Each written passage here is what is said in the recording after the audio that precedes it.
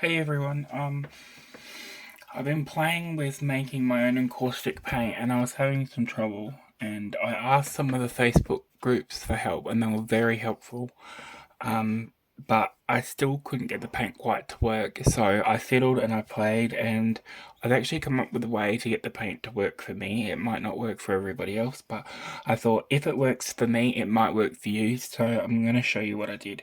Yes, my iron needs to be clean, but I'll clean it when I'm done.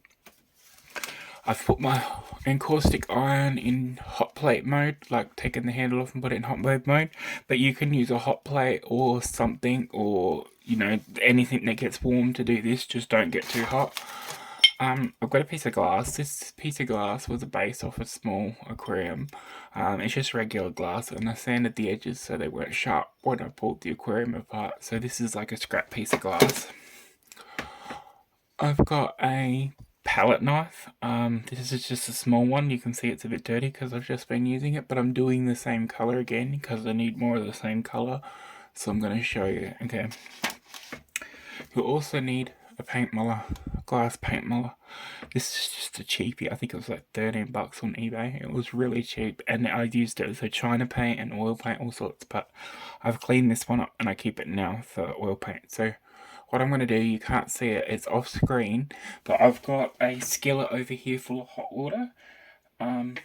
It's an old skillet, really old one, so it has a warm mode. You can't see that, but I've just put the muller in the warm water that's sitting in the skillet while we prep for the next step. So what I'm going to do is I'm going to get some pigment. First step first, before I get the pigment, is see this piece of glass?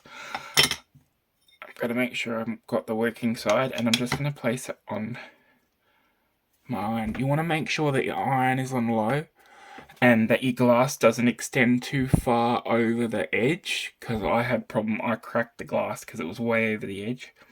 So you want to keep it on here, and if you're working quickly like this, you shouldn't get burnt.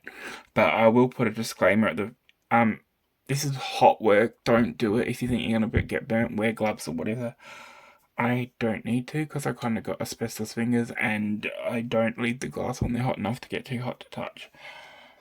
So, I will get the pigment now, which I'll open up. I just got some titanium white, which is titanium dioxide, and I'm going to open that up so I'm ready. I'm going to grab, I got a piece of encaustic medium, which you can see I've cut bits off of. I'll just cut myself a little bit off. Give me a second. Okay, so I've got some encaustic media. I'm going to pop it on there like that. And as you can see, that's starting to melt straight away. Then I'm just going to push this back a bit. I'm going to grab my pigment, and I've got some measuring spoons here. I should be wearing a respirator for this, but you can't hear me when I wear a respirator, so I'm not going to wear a respirator.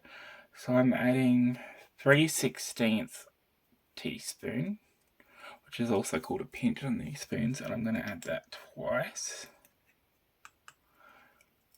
Okay, close this up and put it away. Now I'm going to clean my handy dandy knife. See my handy dandy knife? I'm going to get some tissue and clean it, so it's nice and clean. And then I'm going to place the knife, once it's clean, I'm going to place the knife between the glass and the iron for a quick second. Because if it's cold, it doesn't really work very well. Now, as you can see, this is melting. I'm going to actually take the glass off the iron and put it on my workbench, because if you get it too hot, it will crack. So what I'm going to do is I'm going to mix. And I kind of want to pull it back to the center. This is still a bit stiff, but you'll see. I pull it into the center, and I grind it with the flat part. So you kind of push down and grind you want to grind the bits. And as you can see there, it's pretty grainy. So just grind it a fair bit. Get rid of the big lumps. The little lumps you'll get rid of in a minute. Just get rid of the big lumps like this.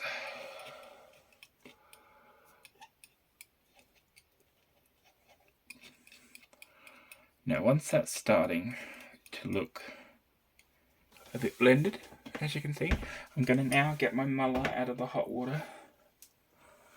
And I had some tissue here. When I find it, where did I put it? I moved everything out of the way to film. Here we go. And I'm going to wipe that off. And this is still hot, so it's got to be hot. And now I'm going to use this, and I'll take paint off the knife with this. I'm going to use this and this, like this, and I'm going to like do circular motions or figure eight motions. On this small piece of glass, it's easier to do circular motions, and I kind of drag it back into the center, because you want the flat rubbing against the glass. And I know most people say you need ground glass, but this works just fine with the plain glass. You don't need to grind or scratch the glass. It works just fine. You might need to for oil paint or China paint. I do have glass that's ground for that purpose. Like I took to it with sandpaper, but I don't really think you need to, because this is more about like spreading the pigment in the oil, well, the wax, which is oil when it's melted. So then I'm going to grab my knife. I'm going to scrape it off my muller, and then I'm going to scrape this, take it off the heat again because it'll be getting too hot. I'm going to scrape this back into the center as much as I can.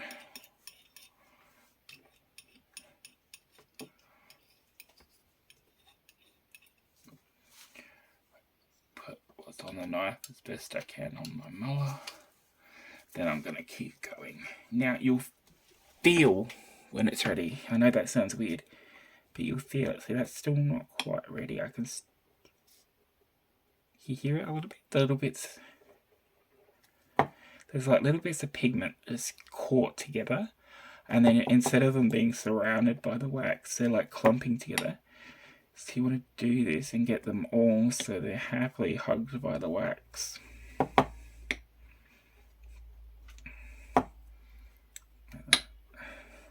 You get some cool patterns when you pull up there. That's why it works so good with your iron. Anyway, I'll keep doing this.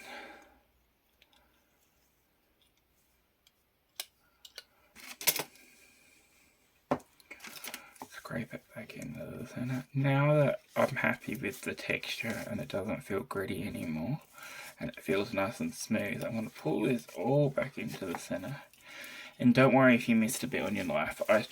You should strain your paint when you mix it with the pigment.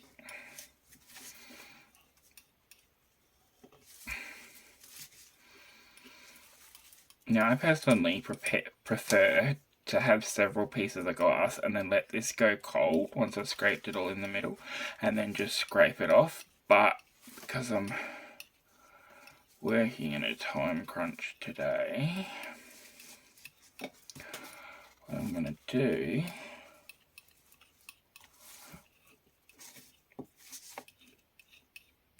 is, I've got these little tubs. Now this has only had melted medium in it, so it's had nothing in it that's going to contaminate. So I get this little tin here, it's nice and cold. I'm going to scrape this up as best I can and scrape it into the, because it sets pretty quickly in there, and then I can just pull it off the tin. But as you can see, it's setting on my knife now, so if you don't let it go cold, you may need to heat the glass up again, but I don't really want to do that right now because I want the glass to go cold so I can do another batch. Because if I put the iron, like, you know, if you go sharply between temperatures, it's not happy. So I want to let it cool down a little bit more before I put it back on the hot iron. But there you go, there you can see my pigment wax. If I get my melted medium, see, I've already started to dye this medium. Let me turn my iron off.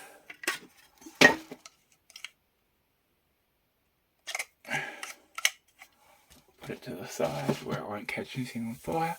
Now I'm going to add this now into here. This isn't quite melted enough, but then I'm just going to mix it in and melt it in until it's the colour I want it.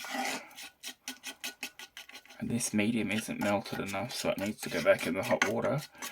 And then I will pour it into a sieve, through a sieve, and then into a mould, and then my paint's ready to use. So I use like a really, really fine 120 mesh sieve, so I hope you like this informal video, and I hope it helps you too, because encaustic paints, especially the box, can be really, really expensive, and I love to do the work, but I hate to pay for it. And as you can see, I don't clean the outside of my things because they sit in a thing over there of hot water that's got wax in it, so sorry if that mucky container bothers you. I only clean the inside. So yeah, have a wonderful day.